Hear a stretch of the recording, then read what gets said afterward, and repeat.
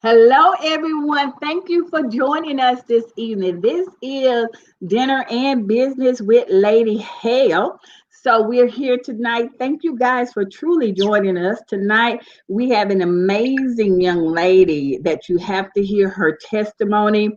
You have to hear what God has done for her, and you just want to talk and just listen to her amazing testimony, how she's been through so much. And guess what? She is still here. That's the main thing I love about it.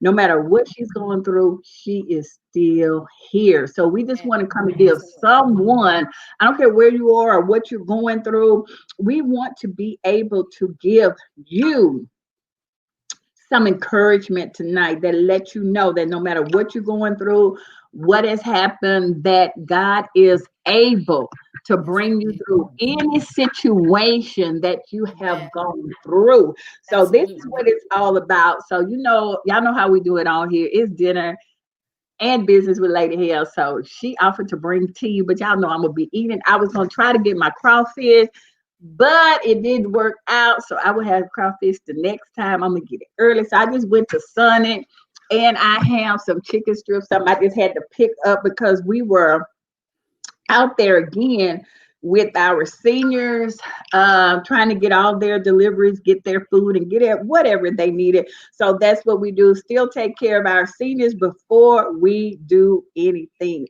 else. So I want to introduce to you Miss Lady Diana. Oh, y'all good. We got a Lady Hale and a Lady Diana tonight, honey. It's the ladies in the house tonight. How you doing, sis? All is well. How are you? Doing just fine. Always rushing and running, but that's all right. God know what He had me to do, so I'm good with that. So, how has your day been? It's been really good. I must say, it's been really good. Been running, Yes, but that's a good that's a thing. good thing. Yeah, that's what I tell everybody. That is a good thing. Now, when we slow down, I'm just inviting more people. When we slow down and we don't have anything to do, now that's when the problem comes.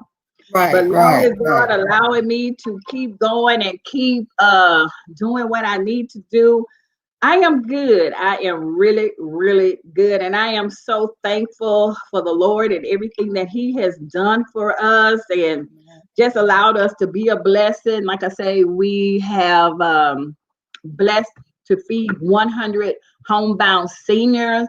And on Wednesday, we fed over 800 people. And we want to thank the food bank, St. John's Church downtown, and everybody who has donated to us so we will be able to serve our community and serve our people. So thank you so much for that. So I want to just give the floor over because I want to hear this amazing story that you have. It's not a story, it's a life testimony. But I know we're going to get the book and we're going to promote her book and we're going to do all of that. And that is just an amazing, it is so amazing because I've never met anybody that had a double lung transplant. And I think maybe I know one person that's had a lung transplant. But I just want to hear your amazing testimony, just amazing things that God has done. And let me ask you before you tell us about that. Is it rare for a person to have a double lung transplant, or is that more common than what we think? It's not that common, actually. Okay. Usually, what I learned about it after getting a diagnosis with a lung disease, that usually people get one lung here, one Mm-hmm. lung there. It's usually one. When it gets to the point where it's really, really serious, like in Mm-hmm. my case, I Mm-hmm. needed two. My Mm-hmm. husband, he asked if he can donate one of his lungs for me because he didn't want me to leave here. And the Mm, doctor said that her condition is too critical that she needs two lungs. So mm. this was a case for God at this point because if one lung is bad, that's bad enough. But when both of them are not working, you're really in bad shape. And I was really in bad shape. My lungs pretty much stopped working totally, which is why I was placed in a coma. Okay, let me ask you because were you a smoker or how did that happen? Were you a smoker, secondhand smoke or? I never smoked a day in my life, actually. Mm. I grew up around my family who were smokers, um, but I really could. None of them have a lung disease. Mm. I was the one that had the lung disease, and Mm. I also worked in the field with Child Protective Services for 17 and a half years. Yes, ma'am. Um, 7 of those years I was out in the field. So I don't know if I was exposed to things going into these different homes or if it was because of past smoking with my family. I really couldn't tell you, but I never smoked. I really couldn't Yes, ma'am. stand the smell of it. So I really don't really know how I really got the disease. And they didn't know really either. They were guesstimating the environment. It could be somebody who smoked, or it could have been somebody who was exposed to different kind of chemicals. Well, I was exposed to chemicals being in my field, but not to that extent. I didn't think that it would attack my lungs like it did, but it did. Something attacked them. I can't tell you which one it were because I was all over the place working in the Mm. field, opposed to actually Right. going around my family when I was a kid, actually, who Mm-hmm. actually smoked cigarettes. So, Mm. And I want to just interrupt you a little bit. We have the none other Mr. Donald Baker. He knows how I'm gonna introduce him, but I don't want him to be ratchet tonight. How you doing, Mr. Baker? He ain't even listening. Oh, yeah. Listen, oh my God. we got my you on. Listen, let me explain something to you. You got my sister. You got my queen, my friend for Yes, many years, yes, and Lady Di. It's good to see you.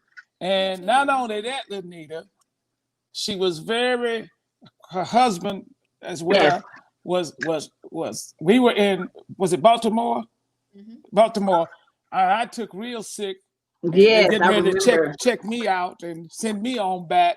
So, but she was there, her and her husband, and that's why I got on the horn to tell everybody to get on the Mm-hmm. line. Now listen, Lady Di is a keep it real type person.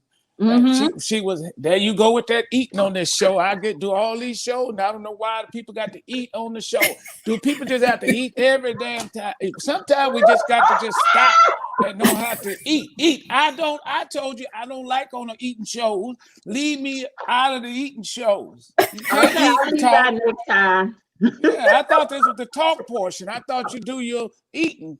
My God, that's what's wrong with it. That's why we can't get rid of the COVID because we eat everything. Just eat everything. I mean, gallons of chicken and all this kind of stuff. Oh my I God. mean, come on now, because this is You a on Lady the show. Di, now wrong. you see what You, I you, have to deal with. no, Oh my I God. listen. I'm I'm on. gonna need some help. Last night I did 3 Where shows, the and I told pastor at, Lady Di? Where the no, pastor? no. Well, I want him to come In the in, other but room. listen, All yeah, right, he tell told me he pastor would we come in. gonna need him in a few minutes. But listen, Oh people, my I'm God. trying to share this and get all my friends on because I want Lady Di as much as allowed to her testimony. See, I was there, and it hit me hard when your husband called because he didn't call Mm, everybody, he just called a few, and I was just straight up. I said I don't know what to say, and driving and mm, crying all the way home. My gosh. I'll never forget that. And mm.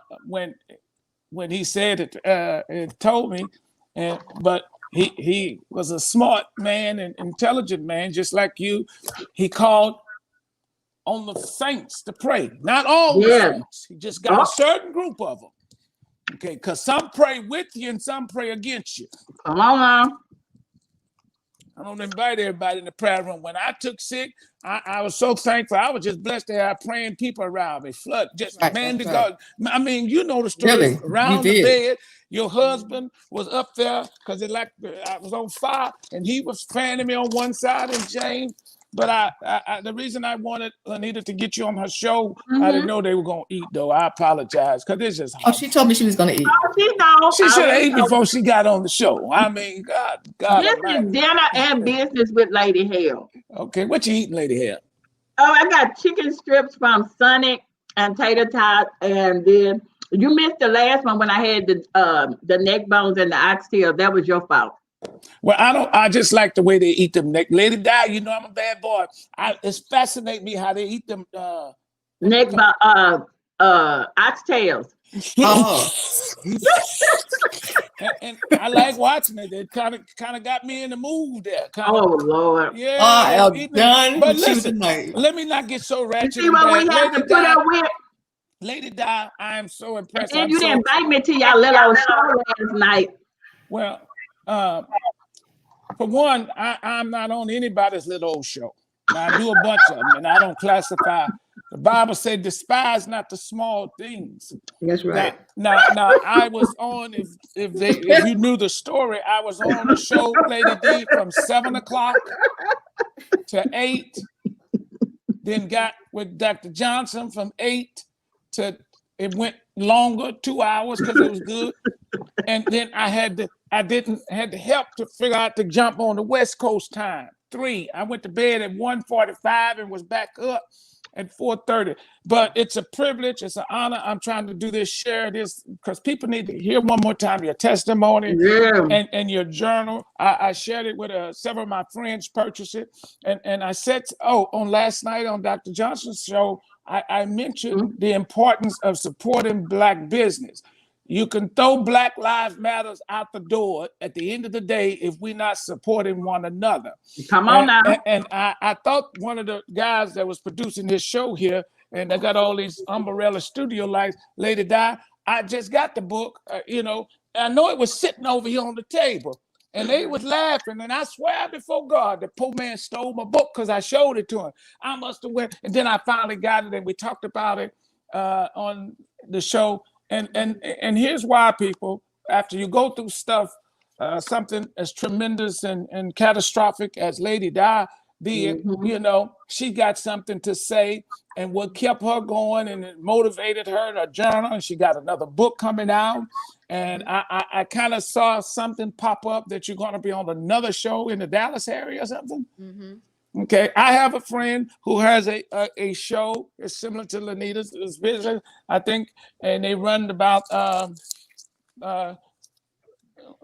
3,700 people on it. And I want to get on there and be able to say something, because it's so. When I got it and I went through it and read it, the thing is that, honestly, men are not accustomed to journaling, but I'm one of those who write everything down, then transfer digital. But it helped release the mind. And when you write about it and you see the scripture and you write different things, how your day going, you don't know how this become medicine to the mind. Okay. And I'll get out the way and let y'all talk. But people nowadays have these testimonies that are so generic and they're so ordinary. Oh, I thank the Lord for healing me of a headache, and I thank the Lord for paying my light bill. I've never thanked God for paying my light bill. If you got to pray and ask God to pay your light bill, it's poor management, okay? It's poor management, and you really need a testimony. And what we put on with Miss Lady Di. No, but Lady D know this real talk. And it's nowadays, Hale, it's time for all this old stuff to stop, turn around, slap your neighbor, get rich stuff. But these are testimonies like what she have. Clinically, you were dead. Yes. Okay. And most people don't know nothing about that. I ain't gonna tell mine because this is your time, but I'm passionate about your testimony because you saw me with tubes all through every part of my body. Mm-hmm. Sure did. And then was known, cut me from here to there. Took the testicles out, washed them, and put them back in with 10 gallons of water. And then people want you to be silent about how you handle and thank God. I act a fool, but I know from which I come. Come on now. Testimony is so powerful. If anytime we need that kind of testimony, I don't want to hear nobody testimony about them getting another car. Hell, COVID got us where we can't drive. We don't need that. You understand? So Lady D, this was birth out of pressure, out of pain, out of sorrow. Listen, and I don't know how you out of recovery. There you go. I don't know how to explain to people because I know when I woke up and realized what was going on, where I was at, and trying to get off, snatching the stuff. One thing came to my mind. I'm preaching everywhere, serving God, supporting many ministries. We're down in Baltimore supporting ministry. And I said, now, I got several preachers that should be laying up here, and not me. And you know, all my friends and my enemies. But then when you really come to it, everything happened for a reason. My suffering was for a reason. Your suffering for a reason. Lanita, your suffering is for a reason. It was brought to me. Now, y'all know I cut up, but the Bible is true, and I tell the truth. I said, God just kind of spoke it in my spirit when I first went through that, because I was so upset and didn't understand what was going on. And in so many ways, the Lord spoke to me through his word and said, what you went through is so I can teach others. And I saw, when I felt that, I said, well, let me talk to you. That's how I do to the Lord. I don't do all that praying and get on the knees. I talk like we talk, because that's prayer, communicate. I say, well, Lord, next time you need to show somebody else something, pick somebody else. I don't do it on my, just leave me to help. You want me to go through to show some of these people I'm preaching to something? Oh my God. You can bring the dead back. Use one of them. Right. But you know, unfortunately, we can't. That's what I said too. I tell you, come on, Lady D, until we've been through that, you can't say that. I'm not trying to, because I ain't worried about it. And see, and I want to really talk. I don't know if I said this at the Texas State Council. I've said it at many churches that I got opportunity to come and give this testimony and stuff. And every single day, Lady D, you know that was how long ago? I don't know when it happened. Lady D, not exaggerating, and you go understand. I think I had this conversation with your husband. Every single day of my life, twice a day, physically, I have to see what I've been through. Yes. That's good. That's good. Lady D, when I'm in the shower, I have to look at this Come on now. Scars. This type of scar. Absolutely. Now, years ago, it used to bother me. But nowadays, it makes me get happy. Come on now. Because of his goodness. That scar reminds you. It's like when Jacob left, he left with a limp. And that reminds him something. You've been in the presence of the Lord. Yeah, you got the scars to show it. Went through.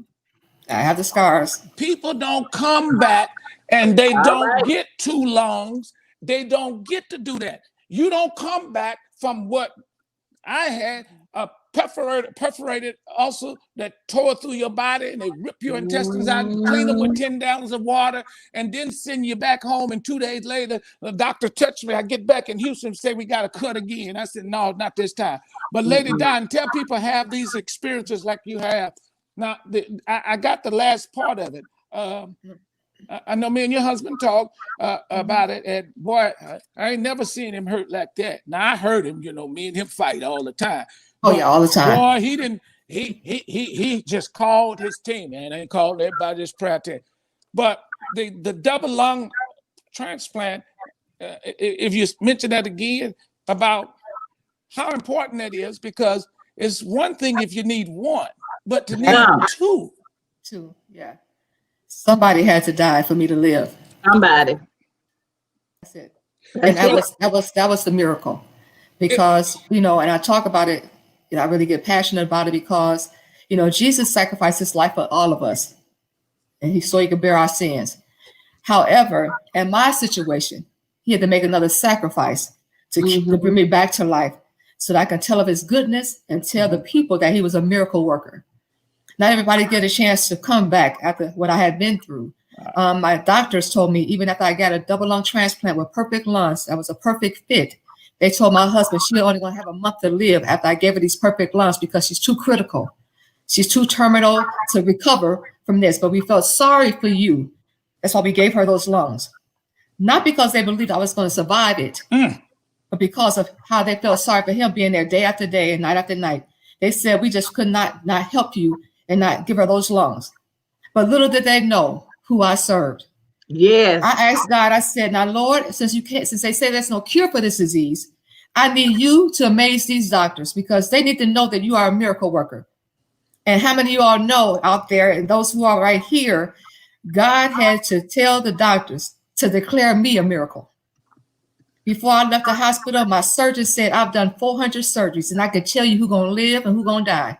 He said, and I gave you a month to live. He said, but when I look at you, this was 4 months later. He said, all I can say is, but God. The Come on now. Indian doctors didn't believe. They were trying to get my husband to take me off the ventilator so I could pass away.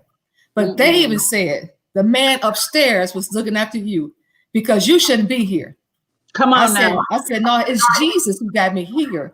I said, it was Jesus who allowed me to get these lungs. And I am a miracle so I could tell the people of his goodness. I don't be quiet now because I asked God, if you heal me from this disease, I will tell the people everywhere I go that you are a miracle working God. I won't keep it to myself because people need to know that God is still yet performing miracles in the modern day century. He's still performing miracles. And he knew that I would tell the truth, the naked truth. It wasn't easy in my recovery, but I was just glad to be alive again. Yeah.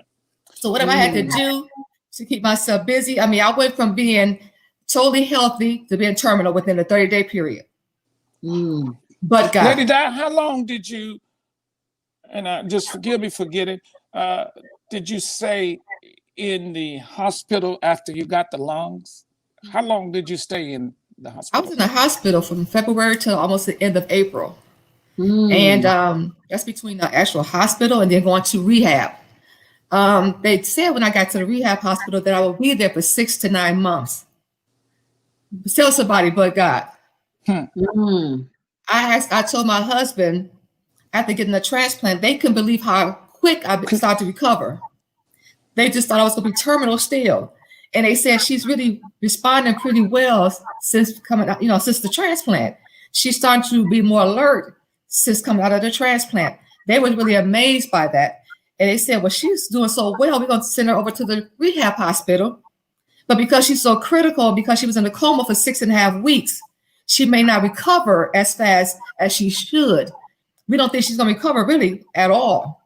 But if she does, it's going to take a long process because she was that terminal. That's what they were telling my husband. So with this happening, did you have this? And Lady Di, I know early part of this year, me and your husband was on the telephone and you was on as well. And we were talking about this thing that when you get, and Lanita Hale, I've been knowing her and her husband for 30 plus years. But a while back, we talked about, people come to you and ask questions like, Baker, when you went through that, what you see?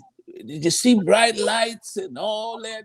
You know what I'm getting at? Yeah. But some, and I don't know if you remember this conversation, and as the journal is entitled, "Miracles Still Happen," and yes, and there were things that changed. People don't understand this here. Okay, these folks that go to the doctor because they got they need to. I don't know, the broke leg or something. But when you go under and you're in a coma, now, and you're at that, like that thin line between love and hate, love and death, between life and death. You come back now, and I talked to your husband about this many times, and this still happens to me. You go through this stuff. And you survive because God was with us and with you. Yes. And you as well, Anita. So what happens is this. I didn't see no bright lights and no stairway to heaven or nothing. I ain't know nothing. I remember your husband was standing there because he got in trouble for being by my bedside because he was over the finance money and they needed him. But he couldn't leave. But I couldn't even write. You remember Lady Di? I was just trying to ask one little question. That's all. Where the kids? But after you go through that, there's some things that happen. Right. My smelling became intensified and my hearing. And we talked about those things. Now it's just like a blind person have extra senses, and stuff. So that's me. And see, I think as Paul said, think it not strange, all right, concerning these things. It may sound kind of crazy to some, but until you've been there, you don't know.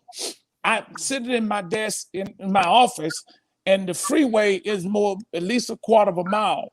In the night, in the morning, I can hear the trucks, I can hear the train. I can walk out in my porch and right now and here. Now, it used to be a nuisance to me in the church when I was I'm just sensitive and my smells are just crazy. Through this house with this ADD I have, everything got to be straight, everything got to be lined, every smell has to be consistent.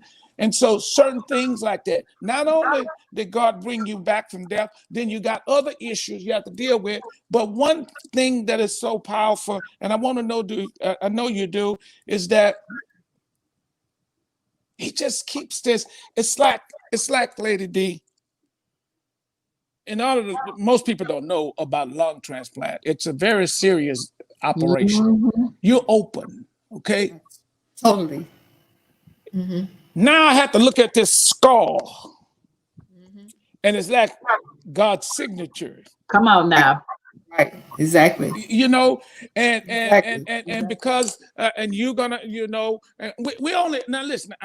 I'm just trying to help people understand that all these people out here and these so-called coaches, I'm not knocking them. I believe in it, and people that are writing books, they ain't writing them books from their experience, most of them. They're writing them from their psychological knowledge. Right. So your book and what you're doing, there you go, your book coming out of your experience. And what great book, what journey. Because listen, you write by what you've been through. And nowadays, other people write by other people stuff. Come on now. You have a reason to keep and listen. I haven't did it. I got a few I started, but keep on writing. I can't write it as quick as I can tell it. Because see, I don't need a new car, another house, nothing to remind me of God's faithfulness. Yes. No, you don't. Tonight, when I go down, I see His faithfulness. Yeah. Every time. That's that testimony. And that's what people need today. We spend hours laboring in prayer, and we don't even have to for money and for cars, and we never supposed to, because those things accomplish salvation. Right. Exactly. And so you have something, and you know, I'm going to tell you, Lady Di, I went through this, and you probably have suffered this. So people who have not been through it, now, when I was pastoring, and all these folks that I pulled from the pits of hell, offered drugs, prostitutes, and pumped in. And some of them probably on there, lawyers that I pulled from under the bridge, put them in my condominiums. Okay, actually, you know, it was one with me down. What I'm saying, the people in your circle and your church, you know what they wanted? So I can look at them and read. Some of them got tired of me telling my testimony. They wanted me to just be quiet. Get over it. Yeah, it's over. I would get over it if it was just a broke leg. I would get over it if it was just a little small something. I would get over if it was some surgery that was planned. Exactly. Okay. You know, but when I discovered, and when you discovered, and Lenita Hale, when you discovered that when you came through, you realize all the hell you went through while you went out and done it, and you wake up and you're surrounded by all these machines and computers and stuff. It's absolutely. And now people want you to hurry up and shut up. Well, I'm gonna keep it real. Damn if I hurry up and shut up, because if I silence and keep quiet about what He bought me from, what He bought you from, I don't care how old your testimony get. Oh, I'm gonna share it. You got to share it, because why? People need to know not how to get money. All these books they're writing, I ain't buying another one and stuff. But people need to know what? Miracles still happen. Miracles still happen. And you can't just you tell it and they see it. Yes. So when people see you, they see miracle. Come on now. And it's encouraging and releasing. They say, well, if God did it for Lady Di, He got to do it for me. You better hear Exactly me. right. So And that's what I share. don't let nobody shut you down, because I'm gonna tell you this. Come on now. So no. Lady Di, it's been how many years now? How long has it been? It'll be 6 years this March. Let me tell you something. Mm-hmm. So let's just say when I took sick that time, it was 2006, 4, 7. Guess what? Guess what? I'm still sensitive about it. Yeah. Now I see, and so I can't hear Lanita. She's doing something. Can you hear her, Lady D? Lady D. I can't hear. She's talking, but Can maybe you're not supposed to hear me? I'm talking to somebody else on. well, you have to I say it muted like that. you. I'm not talking to you, sir. Oh, well, you looking and we on the show and people watching. I'm doing 2 shows at one time. That's what it is. But when I do that, it's unrighteous. It's a problem. Yes, it's a problem. Lady D, my sister, I want to show you something. Well, you can't see. So you see all these umbrellas and all this old foolishness around here and stuff. I do that, but then when I do it, it's unrighteous. I did last night. But Lady D, how do the people get this journal? And listen, if I'm not saying too much, don't you have another book coming out? I do. Okay. I just actually released another book as a co-author, and it's called Borrowed Vessels. Any name, any book where your name tied to it, being that I know the testimony. Let me see, Lady Di. This book just came out. Oh my God, Lady Di, listen to me. I'm a co-author in this book. Okay, and I need to. If you, I want to support on it. You know me, and thank you so much. My niece, I think I'm gonna try to let you talk while I try to get them on, because my niece has a good memory. She hurried up and said, "Oh, Lady Di, say no more. Keep me." She here, probably here. Keep Aretha, keep me on the list. So, Lady Di, that testimony, and you know, I may get in trouble for it, but you and Dr. Etheridge have a real special place in my heart, because, when I watch and y'all saw what I had to go through and y'all were there, you know what I'm talking about. Oh, yes. And just to hear that, then right after that, people don't know, your husband took sick. That's right. That's right. You understand? 2 years to date.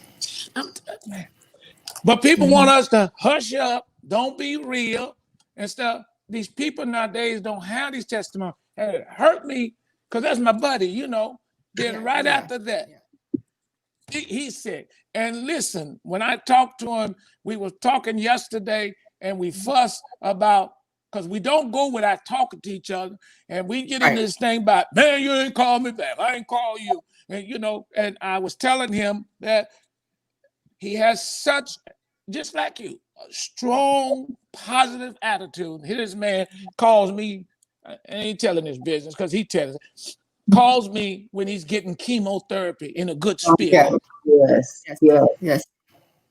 And that's my heart, and I'm thinking, gosh, on top of other stuff.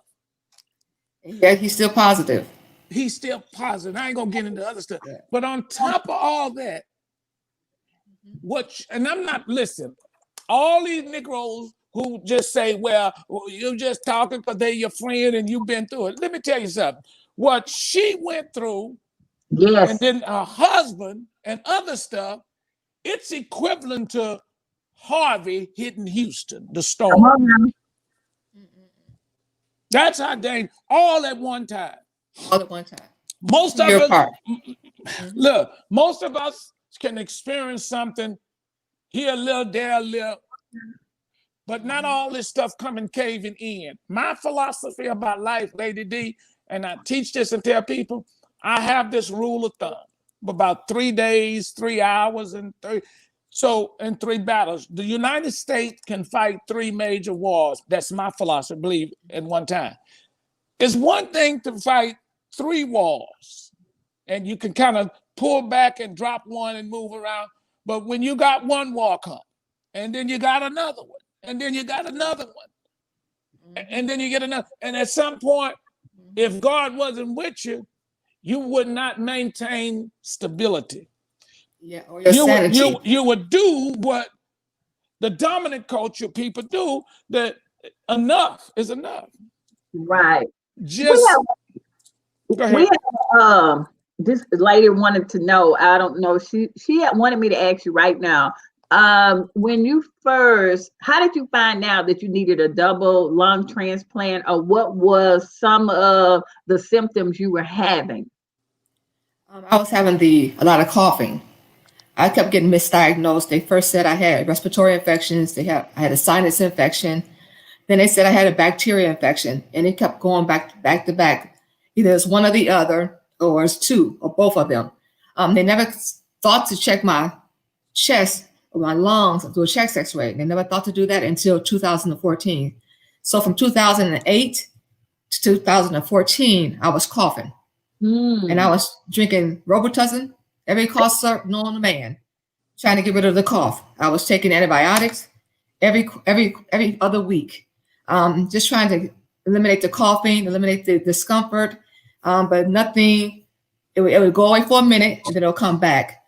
Only in like 2014, it began to get more rapid, to the point where I was coughing frequently, like every day. And after I changed doctors to see if they could find out something that was going on with me. So being with her for 6 months, I told her, I said, look, I'm tired of taking Robitussin cough syrup. I'm tired of taking sinus medicine. I'm tired of taking antibiotics. Something is not right. Could you do something? She said, you know, Miss Etheridge, you're correct. Something is not right, because there's no way you should be coughing at me giving you all these antibiotics. So I'm gonna order a chest X-ray and see what's going on with your lungs. And that's how I discovered that I had a lung disease. When she did that chest X-ray, they found scarring and spots on my lungs. They thought it was lung cancer at first. And then they did more. They did a biopsy. I had to go under. They had to collapse with my lung to do a biopsy, to take a piece of my lung out to check it and see what it was. Right. I was down for like 6 weeks for that particular procedure. And then they came back after they did the testing, and they told me I had pulmonary fibrosis. And that's a curable disease of your lungs. And I asked the doctors, I said, so what do you do? He said, you could do good 1 minute, and then the next minute your lungs can plummet and you die. And he was just that straight. It wasn't no compassion. It wasn't, you're going to be all right. It was like plain, blunt. You can do good 1 minute, Mrs. Etheridge, and the next minute your lungs would just plummet and you just die. That'd be the end of it. So I said, well, there's no cure. What can I take for this disease? He said, well, we give you medicine for it. He said, but at the end of the day, like I said, it could be up, and next minute, that's it. And I said, well, since you don't have a cure. Be clear, you never, listen, Lady Di is not only just an author, she's a preacher. Yes. Okay? A real one. Okay? And never smoked a day in her life. Never smoked. Never smoked. And really, I remember Lady D, because talking with the bishop, it was always me and him would talk and say, man, I think my wife, this sick building syndrome, when I told you about it. Now, Lady Hale, did you know that she worked at CPS as well? Yeah, you told me. Yeah, she told me. And your husband worked for CPS now, right? He's been doing it for what? 32 years. Okay. She told me that. Yeah. Yeah. And that's what Lady Di, he did something like that, cemetery. But the building, but not sounding cliche-ish, but it was all a setup. Oh, Come on now. Yeah, it was. It's the real. Comment, I can't see. you can't see it. I see it. I can't. Well, I got to get my government glasses. Well, you ain't got to tell everybody. I got two. Lady D, where's your husband at now? He ain't gonna come out here. He coming out here to get in this. Hold on. He told me he was gonna peep in. Oh, really? Oh, okay. Now summons him. This is a man. This is a man. Listen. This is a man that loves his wife. This is a man. He's my brother. And Lady D look, let me tell you. She knows. Read the comment. I got to get these glasses. Hold on. I'll talk to my sister. Oh my God. Me and her husband fight. We go do this every week. Don't worry about it. Me and her husband fight, and we disagree. Now, what we fight about, Why do you have to fight with everybody you know? You call it's not real fight. It's just conversation. We live in the politics. Me and Bishop. him. Yeah, and me and him, we talk about politics, and he is Be a nice historian. to the bishop when he come on. Be nice. Listen, I think Bishop gonna fool with y'all. Read the comment. Okay.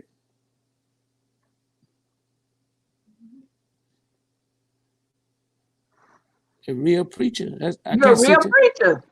Well, tell you get to know me, and I got to telling you the truth. But look what she said about you. She said he walks with the shade umbrella. Whatever that means.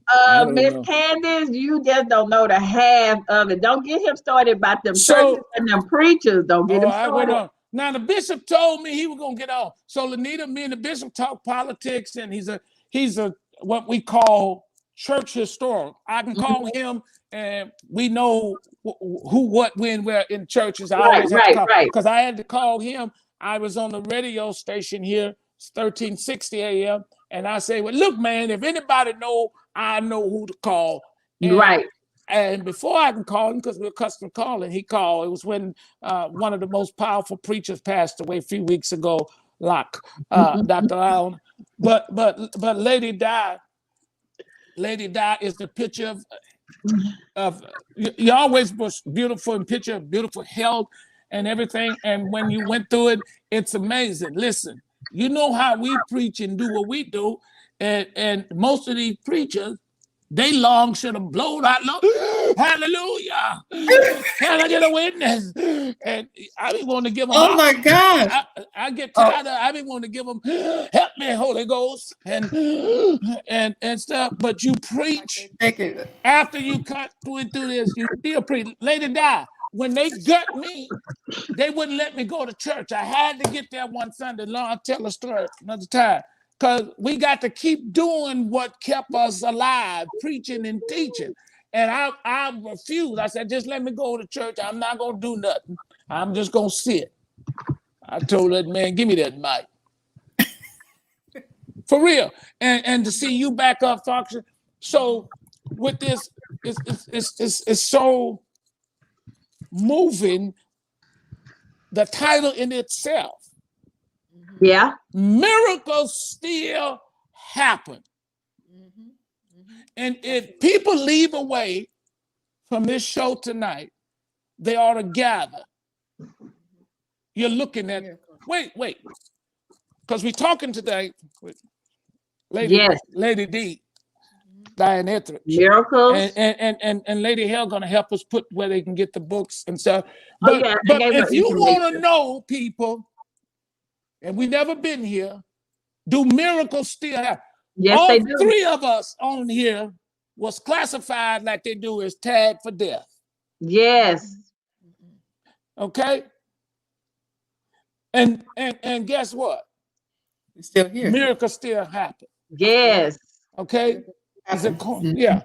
And see, one thing, Lady Di, people just don't understand a lot. And I get mad with the churches now. I don't want to go on them. I do that. Somebody say, call out the shady preachers. They here for the tea on the preachers. Well, I'm going to be good on my... Don't shit. Don't shit. Don't let it die. I'm going to get y'all... We'll get on that on another one, because I've been good and ratchet. But let me tell you something. Stuff become reality when you get that sick. Lady Di. Come on now. When I told Bishop Etheridge this before, when I was sick there, and I was, you know how you wake up and you go in and you know something and you just don't know, and you kind of say, "Oh, what is going on? I know I'm sick." But I know look, something. Yeah. I thought I had a bandage around my head. That's I felt like, and when you don't know what else to do, and I never forget this. Before I went back out, my mind automatically went praying in my mind, in my spirit. Right. Now, when I say in my spirit, in my mind, I wasn't none of that. Oh And my God. if you never been there, you don't know. And Lady D, and I just was in my mind, it was like, help me be all right and make me well. And listen, miracles still happen. And for Right.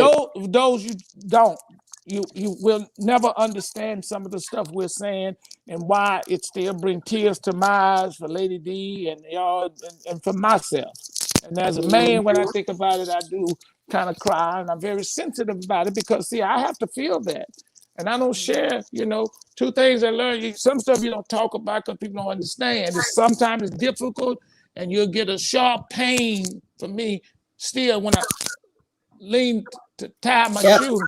Exactly. I understand. I get that same kind of sharp Okay, you pain. know what I'm talking. And so until Absolutely. people understand that Mhm. and stuff, and the scripture now become reality to you because Mhm. when you want to pray, you can't pray. Come on now. When I discovered there was something around my head, I couldn't move my mouth because I had tooth. And Yeah, in your throat. Right, right. you with me, No, Lady D? I had a trach in mine. I know. And your husband had to stand outside of this plexiglass to see you. I was talking with him on the phone, and it was only a few, it was just, I know but people don't understand what really happens, that this is the real miracle. Yes. And the time length Mhm. for you to, even after you got the double lung transplant, they gave you a limit on that. That's what you That's said. true. 1 month. 1 month. And and it's just so amazing. So people need to understand, if anything, you ought to let this stick with you. Miracles still happen. Yes, yes. And get the book, to get the Yeah. journal, and go to one of the pages. Where can they buy the journal or the book, Lady D? They can go to my website, which is Travailing Women Ministries at .com. TravailingWomenMinistries.com. Now you got to send it to Lanita, and Lanita, can you share it and stuff? Yes, And I'm and doing it. and that hyperlink. Oh, here we go. That hyperlink is still available where they can click on Amazon. Now, Lady D, I want to be a part of this next book release. Listen, help us. Let's do it again because she made. Is it Amazon or what? I just was moving so quick. They can order either Amazon. But we help you get Oh, to she the gave top it to me seller. good. I was looking for it. Got it. I I have need to to do know another. later. I just sent it to you, so you have it. I got it. There I'm you go. right now. So let's help push Lady Di. We want to keep her at Amazon and Wall Street bestseller. Listen, let me tell you, people, I know these people, okay? And look, it cost her more to produce the book, then she don't make no money on the book, literally, because it costs so much. All these old people that got to do the work and get it print. So it's her story. And you can't put a price to the story that's been No. told. And when the borrowed vessels, I need that and stuff. But when I sit this at the desk and you go through this stuff, it just trigger the mind. It's like a drug to the mind because miracles still happen because it happened to her. Right? Now faith come from hearing and hearing the word of God. And see, that stuff become reality to you. Oh, yeah. You're going through something. Lady D, when they was trying to wheel me in, okay, because I was like on fire, and I never forget this. And Yolanda probably see it. It's one of the most difficult things to me, and I shared this with few because not many can understand it. I've never been in a place in my life where death tastes good. Because when they push me in, she's crying. I'm in excruciating pain. And I tell the man, the orderly, is that what they call them, that helped? I said, comfort her. Because I'm going to be all right. Whether they bring me back or whether I die. Because the The comfort of death tasted good. Wow. And I remember, Lady D, the last thing I needed to do when they wheeled me in there, because I was at one of the worst hospitals after I come through, they tell me, in Baltimore. Yes. He was. And the worst. And and then they found one doctor that was a little Indian man. But I asked the man in there and all that paid, is this way y'all gonna do it? Boom, and I was out. But death tastes good. When you go through something like that, the conscience of you kick in at some point. And then you think about all this like going on, what quality of life will I have? Exactly. And look at you. You're doing everything that you normally would do. And it's just, it's just so beautiful. And yes, that's you guys, because you're loved by many across this country. Yeah, there's support where people will come from the church and help.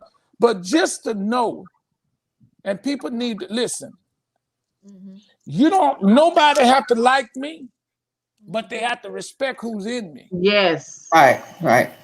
And now they can't deny the fact, because of you, if they were doubting, that God is real and that miracles still happen. That's right. He made the professionals testify on your behalf. They did. Exactly. They really did. Yeah, my doctors told my story after my first year. They told you. Somebody just texted me. They wanted to know, did both of your lungs come from the same person, or was it two different people? Or tell them they need to go and get some education and understand medical stuff. You can't mix stuff up like that. Now she got don't be talking about my guests like that. They just asked a question. Well, I answered it for. The same person. It's the same person. Okay. It's the same person.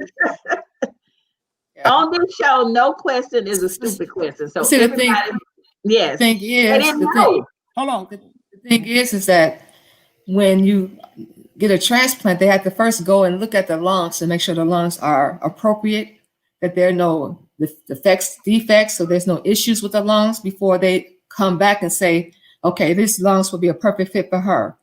There were another time my husband told me that they had some lungs they thought, but they turned out not to be a good match for me. But I was still in a coma at that time. But these lungs came at midnight. And I was given the next day at 1:00 to come off the ventilator and a transplant list. So this was a 9th hour kind of miracle for me.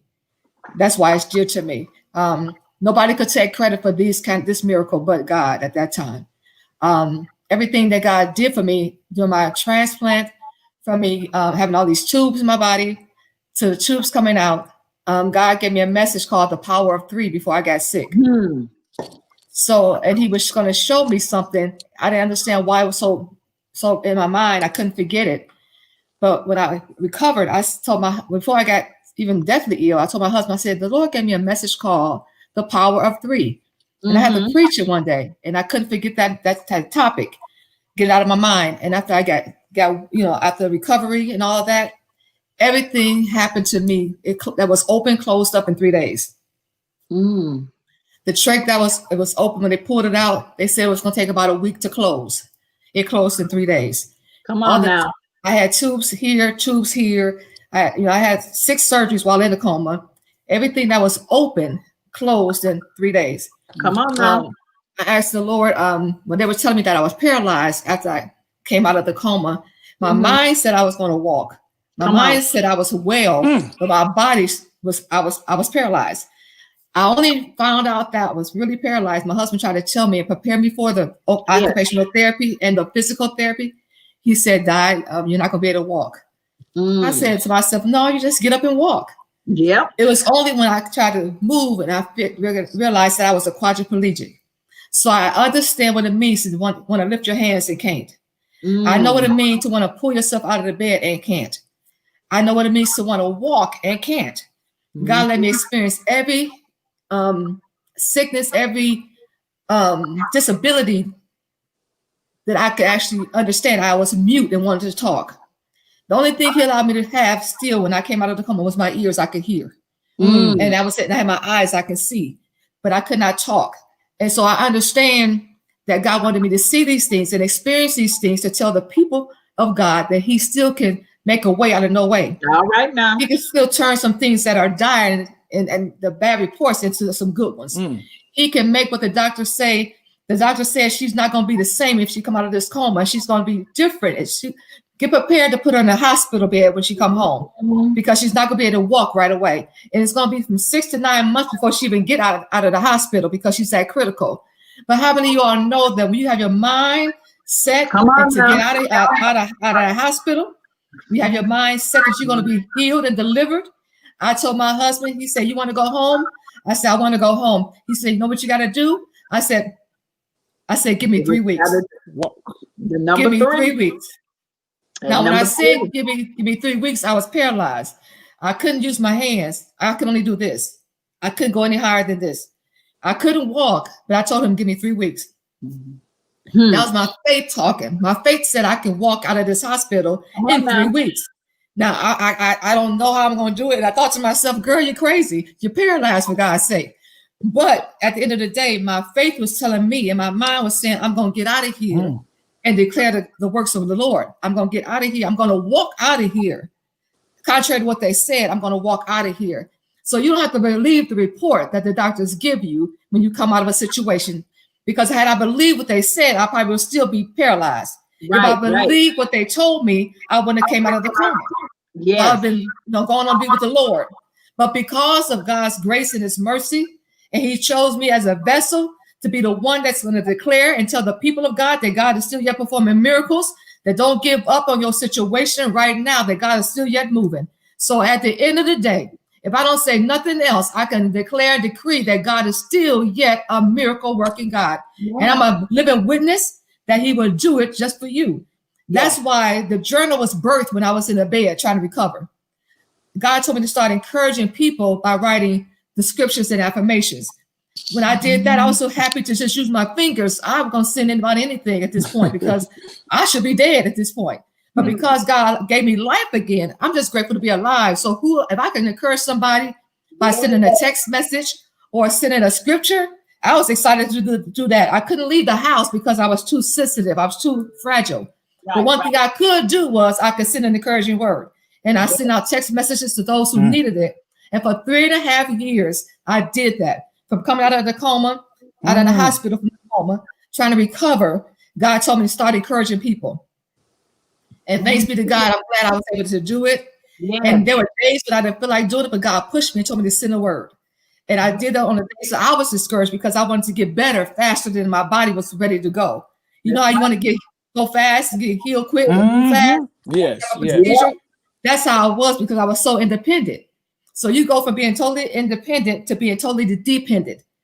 You gotta learn how to do everything all over again. And I'm so grateful to my husband because he told me, I'm going to take care of you. He walked me step by step. When I didn't want to get out of bed, you got to get to walking. I'm walking with the walker through my house, trying to get my strength back.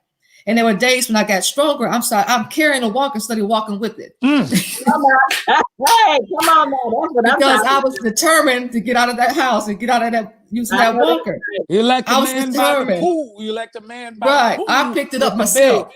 Take up that bed and walk. I picked that walk up, and he said, "Di, you're not using the walker right. You're supposed to put it on the ground and walk with the walker."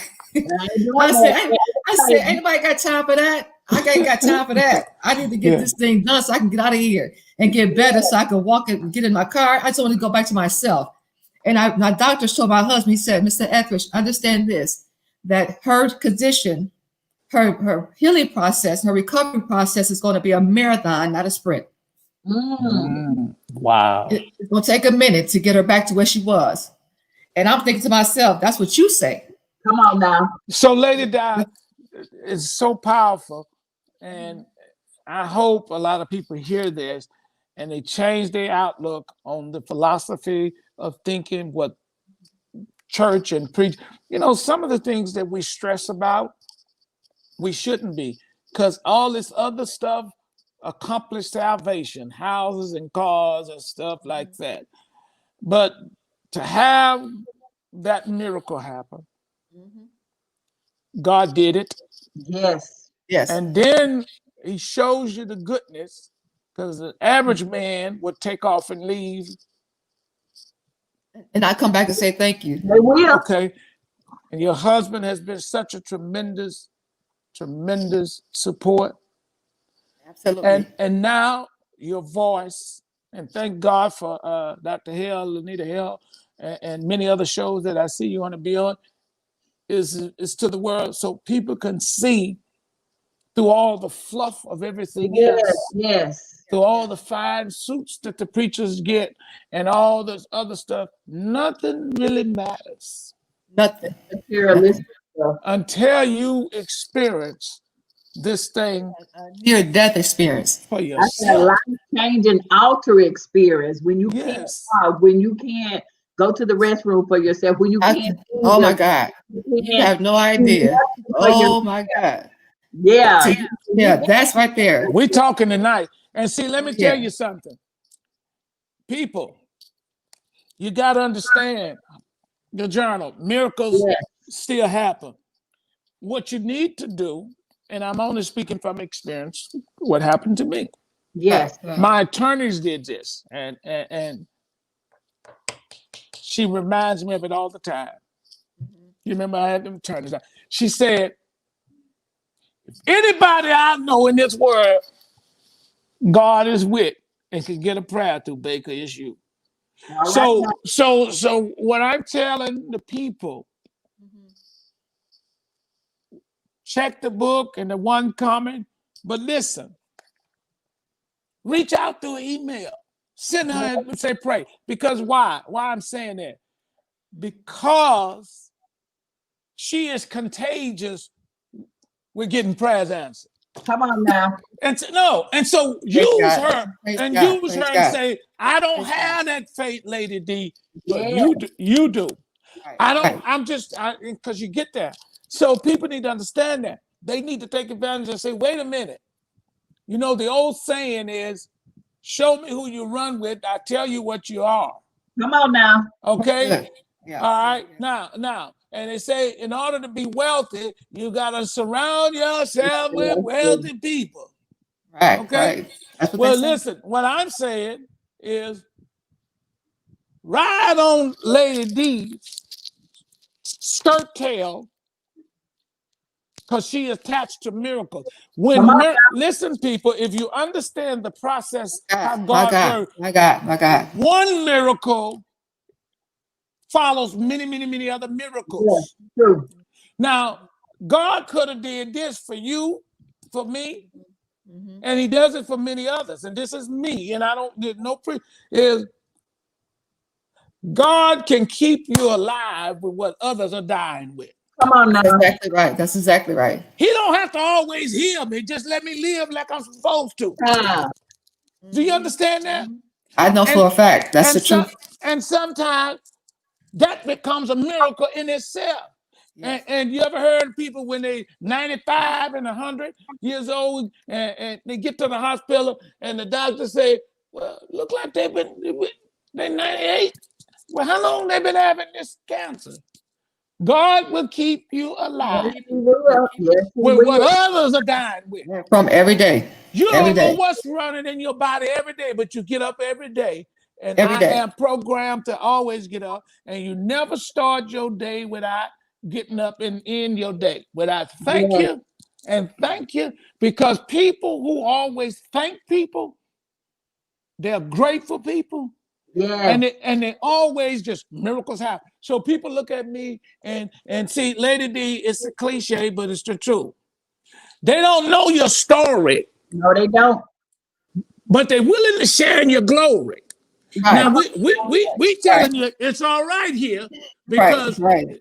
you got a good one on this one, a real miracle. So attach yourself with people who are attached to God. And Yes. listen, let me tell you, these people don't understand. They talk it. I'll debate any of them when it comes to things of God. Listen, the anointing of God is contagious. Yes. Okay. You can't hang around people too long and not be affected. and start changing. So what I'm saying to you people, you know, you understand this, Lady Di and Lady Hill. Some people faith has to be attached to tangible things. Yes. What I can see, what I have, Exactly. my Absolutely. house, my car, Absolutely. and stuff. And you know, we've been preaching all over this country, Lady D, and people will come up to you and they would say, "Can I just have your cloth?" And that's their faith. There ain't nothing in the cloth. It's not in the cloth. It's just the It is faith. not in the cloth. Faith. See, Exactly. it's just the faith, and it's all right. So I'm trying to help the people understand something. If you can't reach out to her because she is busy, get the book, and just having a book in your house on your bookshelf, it's in your. It reminds you miracles still. All right, people, it still happen. Yeah. And attach your faith to this. See, listen, and I don't want to preach because I want to fight with the preacher. You remember the woman with the issue of blood? Yes. Yes. See, people don't understand. The more. Now, I'm not gonna go there. The more. Don't go there. Okay. Don't go there. See, they don't know the history of that. See, Right. in order to go high, you gotta go low. Come on now. You have to. And see, she didn't go low because she was crawling, praying. Nope. Because all of them dressed alike and they look alike. But the one that killed Jesus, the rule was those that she wanted to touch the what? The hem. Well, the hem in Jesus' garment, because he had them expensive robes, it was blue. And blue represent the healing for the nation of Israel. Mm-hmm. And so everybody else, while they up and pulling, and that woman got low. Right. And she said to herself, she had to psych herself out. Exactly. She conversating with herself. If I could just touch. Everybody else wants you to lay hands on them and spit in their eyes. I just want to touch you. If I can touch the hem. Yeah. Not all right. Right, not your hands. Just the hem. She wanted to touch the HEM and the HIM. Yes. She wanted to touch the hem of his garment. You know how they folk. So she couldn't see because of crowd. So she spotted. She was looking because he would be the only one with the blue dye. Right. And when she touched that, he said, "Oh, Lady D, don't make me preach." He said, "Who touched me?" And they said, "Man, you crazy. People around you? You losing your mind." I told you. Anybody could have touched you. I told y'all it was the little. Somebody. He said, "No, somebody touched me." Somebody. And Lady Di, I got all these books I studied. It was equivalent to you got to watch Hollywood because they're crooked, but they write their stuff on the Bible. He said, "No, somebody touched me. And I felt my virtue." Virtue leader. So literally what he was saying, that touch, somebody took something from him. And it was a twist like the Matrix. Right. He said, "No, for real. You don't know this. People don't understand." So he said, "No, this wasn't just a touch. Somebody pulled something from me." Took something from me. Well, look what the scriptures say. He turned about, remember, to see who it was. He couldn't because he twisted. It was like, yep. No. Down there. So what we are saying, people, that woman touched the hem of his garment. Right. She touched the hem of his garment. And because her faith touched the hem, she touched the HIM. Come on now. And went on about her business. And you know, after he had a conversation with her. What I'm saying to you, sometimes you can't get to the prayer partners. And some of these prayer partners, they go to sleep at time. And no, but you have to think about it. He said to her, it said the woman with the issue, he called her his daughter. His daughter. Yes. They called her the woman with an issue. They didn't even call her by her name. And he called her. He claimed her. Very beautiful, because she was isolated. Yes, she was. She was worse than COVID. This poor woman couldn't go nowhere. She couldn't go nowhere. Couldn't go be in the husband's house and know everything to touch. And all of a sudden, she got the word that today is my day. So Today is your day. Her mind was made up. Her mind was That's made it. up. Today. I'm coming out this house today. That's right. Her mind was made up. If I I got don't care to crawl. if I got to crawl. If I get in trouble, I'm gonna get in Get trouble. out of here. But I'm gonna get healed today. So people Yes. that It's listen, a that's why mindset. it's a mindset. And you can always look and say, I heard this lady, this preacher testimony on a show. That's right. No, I'm for real. That's faith. Wait, if you did it for her, you can do it for me. Now, there's people sitting out here right now listening to this show. They got all kind of problems. They got mental problems. They crazy. They just sick. And I've talked to people who are so sick that they don't want to believe God. Well, you ain't got nothing else to do. You might well go. Might as well believe him. You might well Might as go. well. You can't do Except nothing the else but Lord believe. give it, the Lord take it away. Whatever. Bottom line. Yeah. That's So Lady D, this is good stuff. And the reason it's good because you hear testimonies of people that you don't really know. Yes. But when you Right. know the story, Yeah. like all three of us right here. Yes. We got a story to tell. And most people then they want to know why you got what you got. Well, because I've been through. You haven't been through what I've been through. I've been through what I went. This was paid. Oh, sir. I tell them this was paid for in full. Oh, yeah. You know, I told a young lady, a friend of mine in business, I said, okay, she's one of those kinesthetic learners. I said, okay, since you're there, you're in the Bible. Because Paul said, I think it was, said, I learned obedience through the things I suffer. So with your good kinesthetic, Lanila, you met the girl when we were downtown feeding the people. Did you see that lady that was a nurse come out there? Okay, well, did you really see her?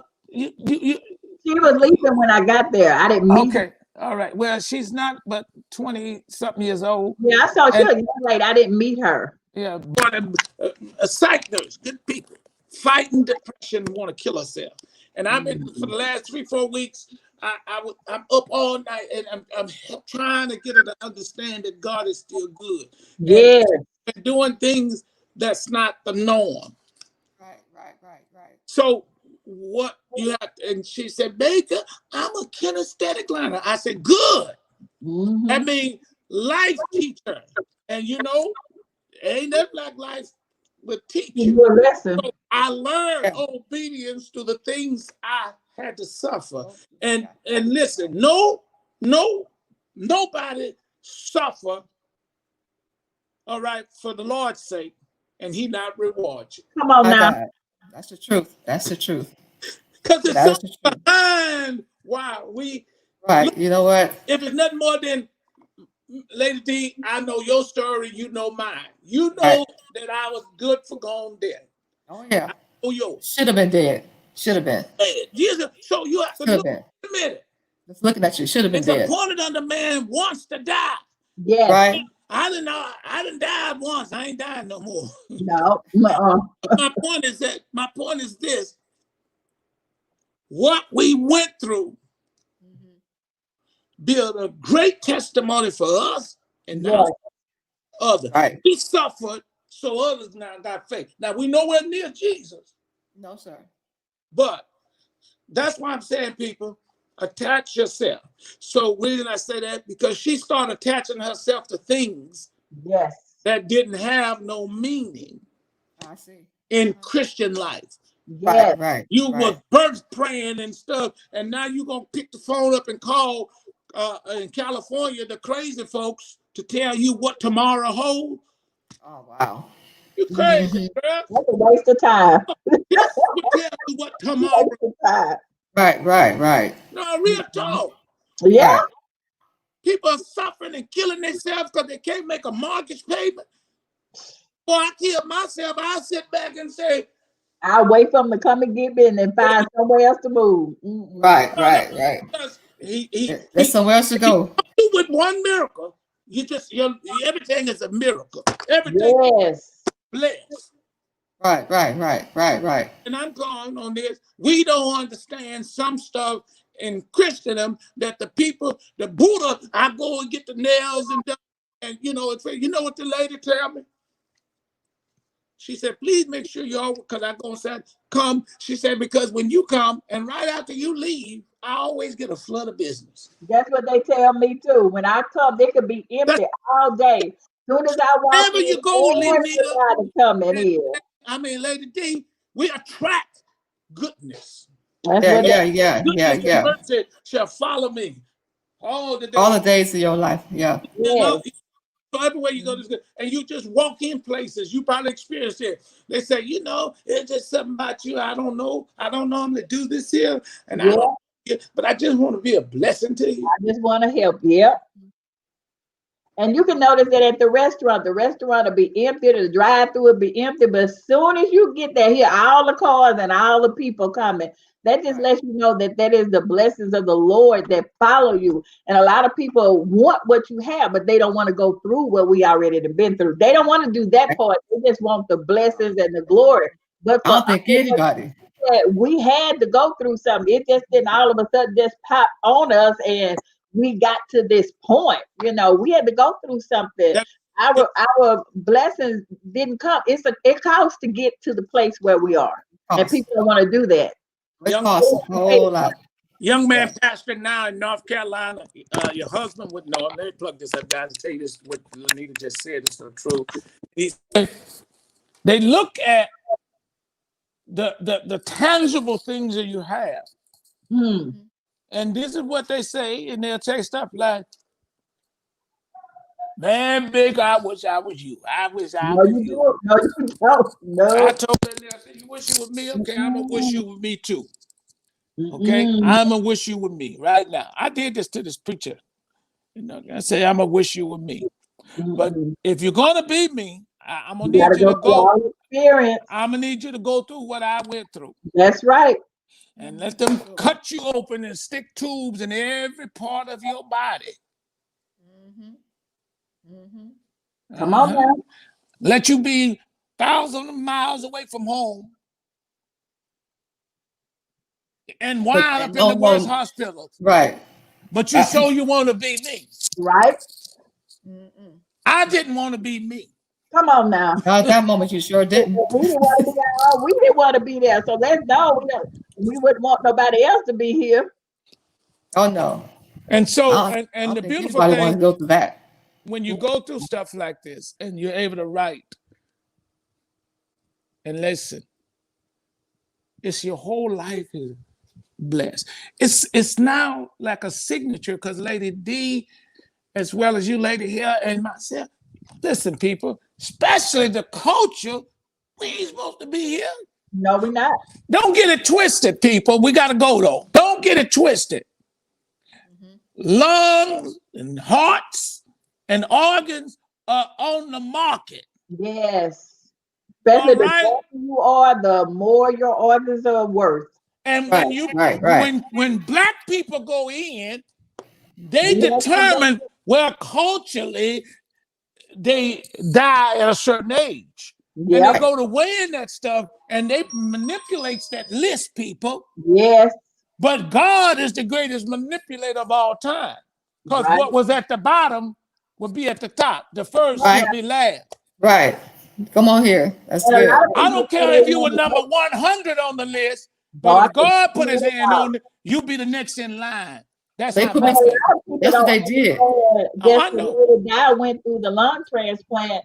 That don't mean if I was in her shoe, I wouldn't have made it. So God knows what she was able to do. Or I wish I was like Lady D. No, because the double lung transplant, I might not have made it through. That might not have been my lesson. That might not have been my cross to bear. Because he know I probably wouldn't have made it through that. But he know Lady Di could make it through it. So that's why he used her in that. So you don't never want to cover somebody else. Ooh, I want to be like Lady Di. No, you do not. No, you don't. That's a good point, Lanita. That's a good point. And Lady Di, listen, the Bible allows us, you good religious church folks that don't study your Bible, they're just looking and wondering. I feel you Negro people. Listen, let me tell you something. Let me tell y'all one damn thing. I'm gonna get mad now. I got mad. Lady Di, let me tell you something. because what I'm finna say, the people ain't gonna understand. Oh my God. You have to understand something. Every person in the Bible, just about from drunkards and Paul and all them liars and doubters, you had every reason to doubt. Yes. I did. You had every reason to doubt. Yes, we did. I did. Okay. I asked a question. Why me, man? Why? I said, why am I going through this part? Yeah, And why why me? people still up there smoking and ain't got no lungs? Lanita, you stole my thunder. You stole my thunder. That's what I'm getting to. You got every reason to doubt because I go to the barber shop and I tell the man all the time on Wednesdays and Saturday morning, I got to be at 6 in the morning. Look what I always say, man, I told you about them cigarettes, and now if his lungs blow out, I tell that Negro on his deathbed, see, I told you leave them damn cigarettes alone. But you got every reason to doubt because you ain't smoked. Now, if mine would mess up, I would go, oh, Lord, yeah, I forgot in the 80s, I used to smoke the ganja. Before Christ. I would say, well, maybe they caught up with me after 50 years. They caught up with me because I was... No. So Lady Di, it's a miracle. Yes. It's a miracle, and it was set up, it was orchestrated. Yes. So you can tell people right now ought to go to your Facebook page and tell the truth. What is your name on Facebook, Lady D? I know, but I don't know. It's Diana Etheridge. People need to go there. They see the beautiful face, look you up, and they ought to go there and say, this was a blessing to me. Yes. Because somebody needs to know this. Somebody. That, hey, wait a minute, because probably people listening and that maybe that old preacher talk, but you probably have somebody right now who's contemplating doing something stupid. Right. And you mentioned saying this is what that lady went to. It's not bad as what I'm going through. And you mentioned something about the nurse that wanted to kill herself. This week I've gotten quite a few calls, and I know that the suicide rate is going up. What do you think is it that because of the pandemic, or what do you feel is going on? Because it's every day it's something. I just think it's really the enemy. Yes. The enemy is really trying to distract the people of God, to cause them to not want to go to God in prayer. Yes. To not seek God for instructions and direction. We can all go through a storm and a situation, but sometimes storms are to better us. Yes. To be a testimony. But we as a body of believers don't want to go through anything. We don't want to wait on God. We want God to move quickly. If he don't move quickly, then we want to give him up, get mad at him, and just throw him on the back burner. However, you cannot just turn God off. Yes. He is who he is. But at the end of the day, the word says that every knee is going to bow. Yeah. And every tongue is going to confess that Jesus Christ is Lord. You can go through some stuff. But if God brought you through one thing before, don't forget about what he brought you out of then. He can do the same thing now. And that's the reason we want God to do something right then and there. We forget about all the many blessings he did back in the day when we should have been dead. We forget about those blessings because we are thinking about our now situation. I could have thought about my now situation then, and I could have just cursed God and died. I really could have. Just as the enemy tried to tell you that you're not going to live, you're going to die. But I was determined to be an example for Christ's sake. Yes. I was determined to live for Christ's sake. When my husband, we decided our faith was taking us higher than what our situation was looking like. Our faith was carrying us when we didn't have nobody else to carry us. It was our faith in God that held us close to him when we really just was like, why? But we understood that it's going to be for the glory of God. He was going to get the glory out of the situation. Say something, I don't mean to interrupt you. I know the show is normally over at 9 o'clock, but it's 9:26, and I am so thankful that you're still staying with us, and the people are still listening. But if you do have to go, we do understand. Let me ask you one question, Lady D. Now that this miracle, this didn't happen, and people need to understand this is so crucial, is that to hear your testimony, yes, what you went through, to hear how you go to death's door and it wouldn't open. Hmm. Miracles still happen. Now people should attach themselves, and even yourself now. It ain't nothing for you to believe God for Come me. on now. Nothing. Nothing. Nothing. Do you- Even if I wanted to doubt God, And I look in the mirrors and see the scars. so you already know. Even if I wanted to question who he was, I look at the mirror and I see the scars cut here. That's just I mean, I was cut open from here to here, almost like the hands that he had held his hands up when he was on the cross. That's how I was cut. So I can never forget what he done for me. I can never forget how he really healed me for real. I mean, the lungs that I got was a perfect fit. Usually people don't get a perfect fit of a type of a lung. Sometimes you have rejection issues, but God, my doctors told my husband, he said it was a perfect fit for her. Perfect. That was God ordained. God ordained. I'm breathing. My oxygen levels are perfect. Every time I go to the doctors, everything is looking good. God gave me these lungs, and I'm going to use these lungs to tell of his goodness. I'm going to tell the people who he is and what he's done for me and how he can bless them as well. God just wants the people of God to know, come back to me because I know what I can do for you if you come back to me. I need you to surrender your life back to me, because some people, they backslide or walk away and turn from God and don't even tell you. Yeah, but he knows who you are. He knows where you are. If we could just trust God for the things we trust God for back then and trust him for those things right now, some people have to go through a little storm. Yeah. It's more easy now. Some people have to go through a little test. Yeah. But I'm going to tell you this. I would wish what I had to go through on anyone. Yes. But I will say this. I don't regret it now. Not at all. I asked God why I was going through this. He said, how can you tell the people that I'm a deliverer if you never needed to be delivered? Come on now. So at that point, I wiped my tears. I got myself together. I said, well, God, let's do this. Let's amaze these doctors.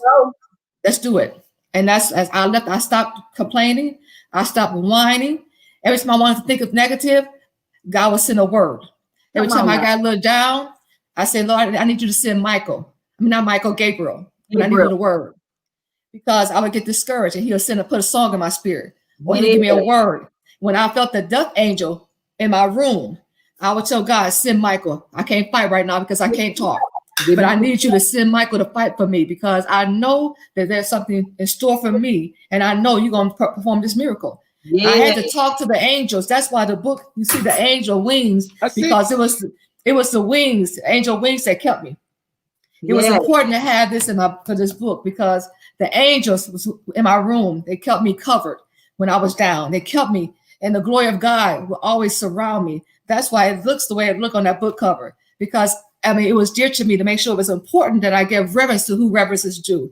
It was God and God alone, and the prayers of the saints of God. The reason why I'm here today to tell you that miracles still happen, because the prayers of my family, my husband, the saints of God, and just a mere fact.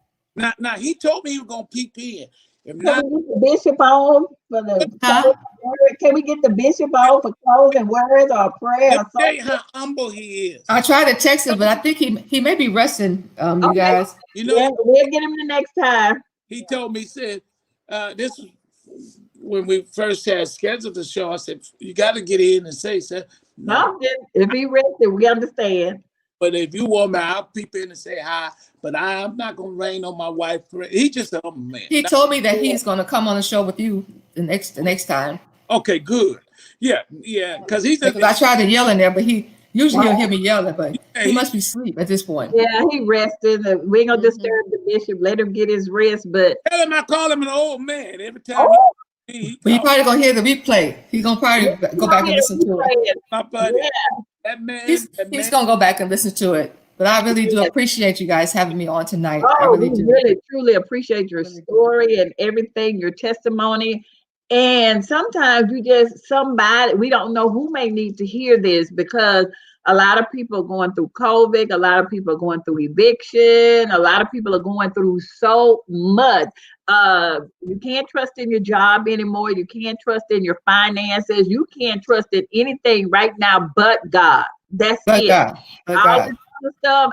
And what about the churches? Most of the churches still closed. So what you gonna do? Right. You gonna have to do something. You gotta pray. There you go. You got to pray and ask God to keep you. Now Yes. the church has become what God intended for it to become, Yeah. where everybody can hear the word. Yes. Yeah. Okay. Absolutely. I Now, believe it. That's the truth. 10 o'clock devotional, and you got to go. Now, look, everybody can get on here and say how good he is. Y'all right now. Take this medium and use it for it. Lady Di, I'm just happy. I think Yes. and you always beautiful. Now, Lady Di, you just had a birthday win. Don't tell me. Hold on. Your birthday. Hold on. Was it You should have saw it on Facebook. You didn't see it? No. December the Yeah, 27th. that's what I'm saying. You didn't see it? No, because our husband gonna tell me anyway. Oh, okay. Yeah. Yeah, December the 27th. Mm-hmm. Yeah. 27th. Yeah. And nobody don't know but us. And her husband is an old man. No, that man allowed. Yeah. Oh my God, he is not an old man. Yeah, he's not old. old. Yeah, Not old. you tell him what I said. He's going to get you too once he go back and hear this replay. He gonna watch the Gonna but he know what? He knows that's Baker though. He knows that's Baker. Yeah. I mean, I can be asleep there at 6, 7 o'clock in the morning, fussing at each other that early, and I know it's either him or it's Bishop Swain. One of the two. It's one or the other, huh? One of the two. One pastor wife told me they in the big home, big huge homes. She told me one Sunday, she said, I can tell who my husband on the phone with. When I hear him scream and laugh loud, I said, okay, I know who he's talking to. I know who that is. Right. And Bishop Etheridge and I talk in the same way. Get on the phone with him while I'm driving. That's when I try to call him. And I will talk from 9 in the morning all the way to 11 sometime till I get to my destination, get in there and mute and work. And we did that the other day because I know he's such he's a cool. The man, listen, hey, he real friend. Yes. Don't ever forget it. He stood right there. He got chastised because he stood by my bedside while I was allegedly dying. And I wake up and he's up there fanning me. Stayed, didn't leave. That's right. That's a blessing. Yeah. He said my friend needed me. I need to be there for him. Yeah, man. He said he had no family here. It's just us and his wife. So I gotta be there. I went to the hospital 7 times and then one night, you know it. Oh yeah, it's bad. And that man was right there. What's that other fella? He slept in the lobby. Walker. James. Oh, that's right. Yeah. Yeah, but Lady D, when it first, and we're gonna close. We first happened, it was so devastating and hurt. But when we understand, it happens. Now I got more of a clear sight about my life. Listen, if he called me in tomorrow, he's still been good to me. All right now. That's right. Still been good. Average. No, I'm on grace now because I was given a month to live, so I'll take it. I'll take it. What it was, you good. Yeah, I'd have passed a month now, so I'm at 6 years. So they gave me 1 month. God's giving me more than that. So every day I wake up, I'm blessed. So if I could tell a story of where I go, I'm gonna tell the story of where I go. That God is still performing miracles, and really, I don't care who gets tired of hearing it. Come on now, because somebody in that crowd never heard it. Somebody's gonna listen, and they need to know that God is still yet a modern day miracle worker. Yes, ma'am. And I'm it. I'm her. So I'll take so much. Yes, and thank you, ladies, for staying over with us. Thank you so much. Is look at her. She look like she ain't been. They don't know. Don't let the beauty fool you. She been through it. No, for real. Right. Like what she been through? Not at all. I mean, one day I had to show the picture when I was in the coma. I had to show somebody. I mean, yeah. And we're doing our book. My husband and I, we're doing our next book is to tell the story. Yes. That book is coming out in July. It's going to actually both together in this one? That's the And book to come both together. with so many marriages dissolving, that would be something great because so many marriages are not standing the test of time. And we're talking about Christians, not everybody else. Yeah, absolutely. Yeah, Absolutely. they're divorcing higher than the rate than the world is. So there's Yeah. something. You gotta have God. You gotta have you really have to have the faith and faith in each other. You know, my prayer has always been bind us closer together Yes. in every situation. So when I got sick, I mean, I didn't know how sick I was till they told me because I was still functioning on 40% oxygen. It was only when they told me I was terminal that I knew because God kept me walking and moving with all that going on in my body. Didn't realize I was walking, dying, walking dead. Didn't even know it. But see, God will keep you even when you know you're crazy. Yeah. I'm going to work. I'm driving by my car. I'm just with purple hands. I'm driving to work with purple hands. Yes, And it should have been dead. Come But on, God. God So- said, no, she's not going nowhere. I got a purpose for her, and she's Absolutely. going to and save somebody. She's going to be He's still that testimony. Yeah, so we're going to write this book and Yes. tell the story about the sickness and health part. You know, And they how need to long know. you married, Baby D? 24 years in July. All right. Now. 24. You know, nowadays, We've been married 32. Oh, wonderful. Wonderful. but Lady Di, you know, y'all dear to me in my heart. Okay. Yes. We appreciate you too. And listen, now they don't put this because you know I do this all the time. And you tell your husband, anyway, he's supposed to call me back. This is the problem we have with him. He's supposed to call You me. ain't called nobody. Stop that line. Get you a blessed Lady Di. Stop that line. There you go, lying Yeah, again. come around here, sweetie. Every time, I don't want to come around there. Let me talk Every to time you open your mouth, you telling a lie. Go ahead and open your mouth. wrong. Lady, Go ahead and open your mouth. Oh my God, you still on the air. I This said is something. he's so crazy. You lying again. Open it up again. Some money. You lying again. Hold on. Go ahead. Tell him that. Hold on for a Come second. on. You opening your mouth. You're lying That's again. about the cash app, huh? I just want to be y'all family to me. And y'all always, you know, I said your birthday, then I say take that old hungry preacher and buy him some chicken. But what I just sent you is just it's a seed because you blessed me. Yeah. And I don't want you to buy the bishop not even a piece of bologna. There you go again. There you go.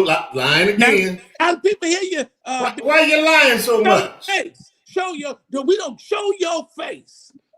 He don't want to show his face, he says. Go ahead. Go quit that line. let me rebuke that lying demon out of you.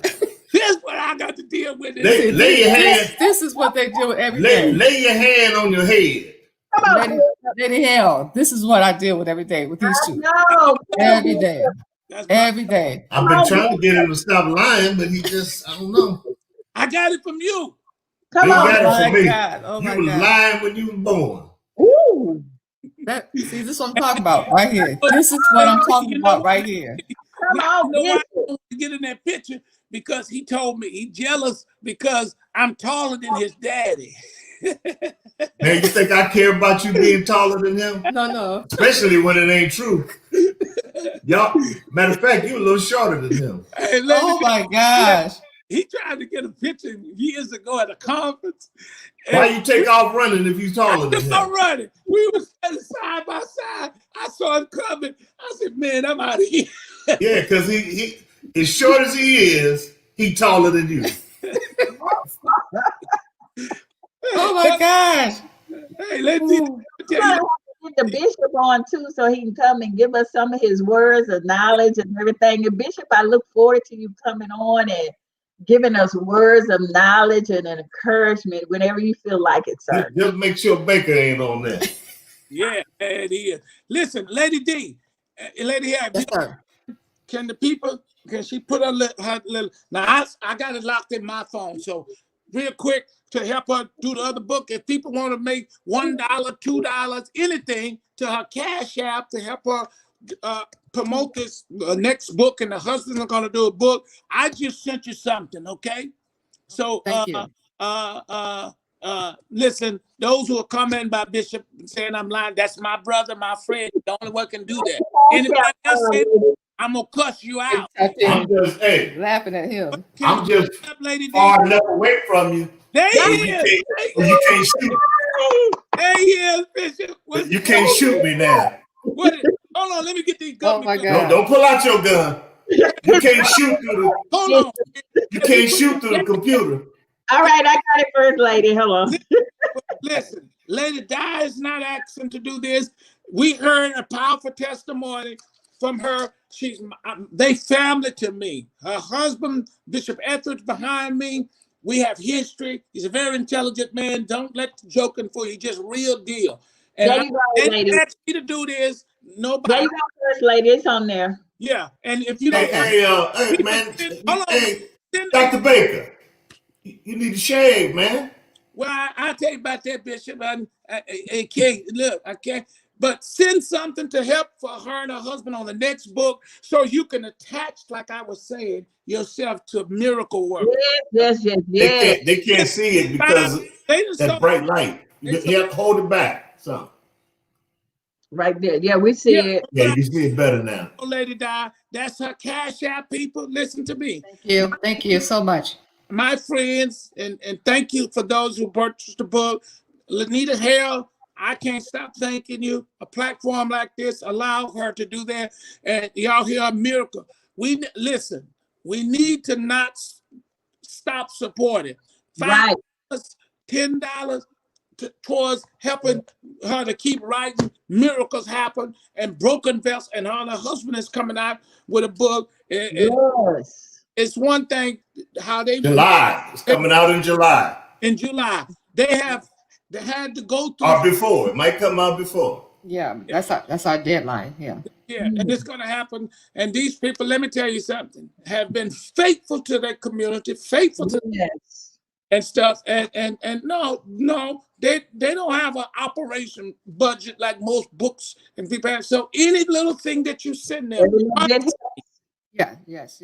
Oh yeah. We appreciate anything, yes. And these are my just friends. a thought that counts. Yes. Lanita, I bow my head to you. Lanita has worked me this year. I did too many food drives with these politicians and everywhere out there. And I was debating with the NAACP was it the Beaumont chapter?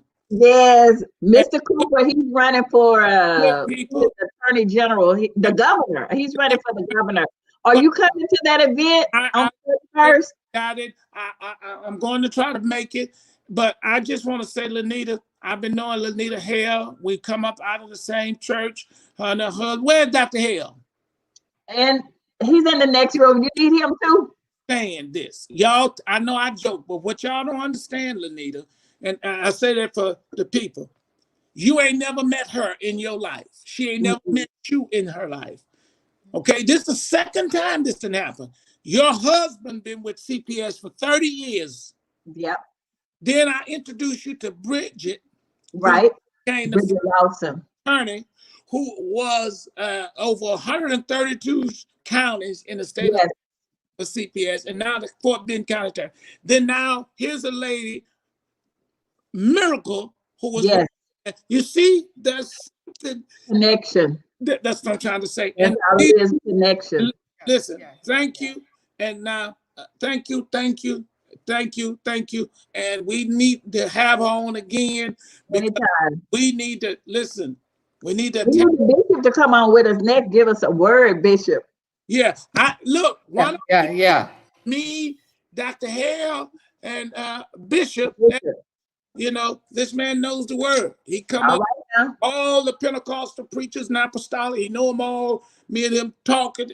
So get on the show like we did that time. We had the men show. The men show. Oh, that was so good. It was me, you, and me and your husband. Me out. Yeah, they asked me out. I was in That's what's up. Out.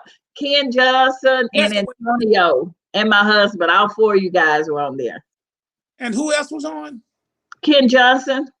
It was somebody else though. Antonio Smith. Yes, Antonio Smith is he's the author of the Richest Man in the Trash Can. Man in the Trash Can. Rich Man in the Trash Can. But worth several millions. He's a good man. I was with him last Wednesday Yeah. night, and he has a company. It's called ATS University, Mhm. taking his own wealth and Yes. giving And it. help everybody else to make their wealth also. Right. He did. This guy's Wow. million. He's out of Galveston. I don't have time to reach the book and get the book. Hey, there it is. She finna pull it out. He has blessed a lot of people. And he's one of us, and he has a very powerful testimony with them the other last Wednesday, and I was supposed to be with them again. He's rich, and he's giving back his wealth. There it is, the richest man in the trash can. Okay, Wow. When I needed money to start the charter school and 750. money, he was the one that put up the $350,000 for me. Oh, wow. You have a charter school? We were in the process of starting one, but then when COVID-19 hit, we weren't able to open up. So we started the community service part, which right now we feed 100 homebound seniors every week, and we feed right at 1,000 people in our community every week. I ran one for 10 years. Okay. And got to the last Interview. process to where I got to the interview in Austin. Mm-hmm. And they, I'll tell you off air, but Yeah. they didn't select us. Connect with And her, we had an excellent proposal. and she connected with all the politicians, and she knows Right. the road to take. So Lanita feeds a lot of people each day, Yes. Every and day. it's been just Well, you're doing good. If you can have children or people that are homeless or people that don't have anything to eat, That's a the blessing. kids are good, And the but good about it, homeless people. we have about 17 young people. I'm talking about they're in their 20s and 20 to 25 to 30 that come out and help us every week. And that number is growing every week. We're getting more Excellent. and more dollars, Excellent. more and more donations, and it's just, phenomenal. So if God never opened the charter school for us, I'm still good. Well, they sent me an email a couple of months ago asking me to apply again, but Okay. the last 2 days we was up nonstop finishing up the application. That's how we were. I'm like, So tired, I had to get a driver to drive us to Austin and So back. became a consultant to many schools now. She could Yeah, I think someone asked me the other day that I want to consider being a consultant, but I don't know. That's why I say if God don't open the school, I'm good for what we're doing. He's blessed us with a building. He's blessed us with U-Hauls. And this weekend, we're getting ready to go to Louisiana to service 5 counties in Bastrop, Louisiana. We're taking like 6 U-Hauls. We got a freezer truck, and we have a tour bus full of people, but we can't take all 50 people. So we just can only take half of them because of COVID. Right. Wow, that's wonderful. and thank you so much. Last minute, she helped a friend of mine, which they all have jailed together. Miles, who makes Right. the money, got more money than God, and just to see her out there that day, a few weeks. Got more money than who? Where's the phrase? Than God. Oh, Expressing how wealthy. But let I me. thought you said she had more money than God. That's Yeah. what I said. He said that. But she's wealthy, very Yeah. wealthy. And Miles, to see her, you don't see a lot of the people who got something doing it. Yes, I right. showed up out there and kind of helped, but when they got to letting them tables out and all them homeless people start showing up, they're like flies. And Lanita is accustomed to it, and she gives out these rules, and she said, wait, get your glove up, you got a mask. It's for the health department. I said, all right, I've been here long enough. Just do it for me. They don't know the rules and regulation for it. I'm I already picking my up. rules. I'm Right. All right, how long y'all gonna be on here? You've been on here since 8 o'clock, haven't you? Oh, okay. Bishop says it's time to go. Well, I mean, she could stay on there all night, but Well, no, we ain't gonna go. We just got carried away because lady, man, go on back to bed. We respect you, Bishop. We know it's time. I'm sorry to keep you over, Bishop. Hey, Yeah, tell see, I let off for you for a minute now. Lady D, Baker. Lady D, tell Bishop to call me. I sent him a text the other day on something. I got it. Yeah, call me about that. What you want me to say? I mean, you told me it was gonna happen. Yeah, with too many people. Just call me later on or tomorrow. Well, you can call me. He said, Call me. he said, Call me when him. you got a chance. Call him when you get a chance. Let me just say one thing. It was his turn. He cut off the other day talking to me because he said call. And you Your turn. Man, what you talking about terms? Oh my God. But you come on. I ain't call you back. Are we still on the air? We still live? You talking about Oh terms? my God. Okay, well, thank you for having Right. me. Many times you say, I'm gonna call you right back. It'll be 4 days, 5 days. Oh, You still Bishop. ain't called. We're doing this every week on the show, and he get mad at us. Talking about, y'all say I'm wretched, I'm the problem, but then he get mad at us and stuff. So Don't blame it on his sickness. On the show. He's about to shoot a man, and he said, if I shoot him, I'm gonna blame it on my sickness. So Baker, don't do that. I'm doing that. Now you talking about me? That was 30 years ago. I should. We on the, Oh, we so on you, the air. so you, Oh my God. Yeah, we on the so air. you delivered from that, huh? We on the air. I love you guys. Okay. But you know, Lenita, Saints got to laugh too. yeah. Yeah, we laughed. I We have laughed. Huh? With the bishop. I wasn't you. I won't tell you. I'm guest on the show. Last night's show. You know that ain't my show, and the devil should have let you in the gate. Y'all didn't want me to come on the show. I know how y'all are. That's all right. What day was the show? I wrote this Bishop Last is the night, real deal. they be treat me wrong, Bishop. Bitter. No. I'm gonna get him for you. They said Bishop is the real deal. They Yeah, say they love you, Bishop. I'm gonna get him for you. Hey, Thank you, Bishop. make sure. Nice meeting you. Nice to Sister, meet you, what's your name again? Lanita Hale. I wanted to say Sister Hale, but I wanted to say it right. You're fine, sir. Yeah. Thank you so much. It's a pleasure. Good. God bless you, and Oh, Lord Jesus. that guy named Baker. Oh, may the Lord take a liking to his soul. Don't let him fool you. Look right there by my bedside. Lanita, put that cash app. I want these people to support the books and what friends are going to do, whether y'all do it or not. Lady Di, There thank it is. you. All right, y'all. Y'all take care. Yep. And, Stay for as long as you want. you are phenomenal. No, we'll let her come. Y'all. And I hope people really just Well, I appreciate it. I do appreciate it. Thank you guys for inviting me on here. I really appreciate it. send $5, send $2, whatever you Yeah, whatever you can send. just say. I want to be A blessing. Thank you so much. Now, Lady Di, I don't boast about nothing, but you know it don't take me. Now, different with your husband, it don't take me a minute to send you your birthday, and right after that, I sent you something else and stuff. That's right. See you right over there. He gonna come back over here fussing at you. Don't let him go to bed. He need to go to bed.